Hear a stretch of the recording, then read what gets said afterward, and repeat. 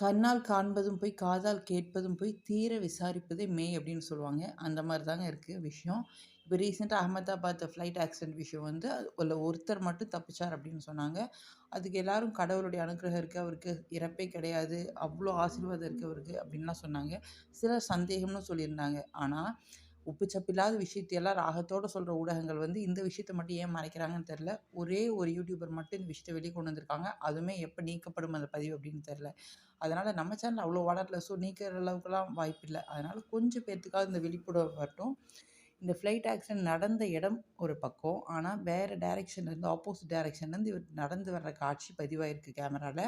அது இல்லாம ரொம்ப ரொம்ப கேஷுவலா அதுவும் மொபைல கையில வச்சுட்டு ஃப்ளைட்லேருந்து குதிச்ச மனுஷன் மொபைல கையில வச்சுட்டா வருவாரு. ஆனா கையில எடுத்துட்டு வர்றாரு. அதே ஆம்புலன்ஸ் கிட்ட போம்போது தாங்கி தாங்கி நடக்கிறாரு. நம்ம நாட்டு என்னதான் நடக்குது? கொஞ்சம் அவேரா இருங்க.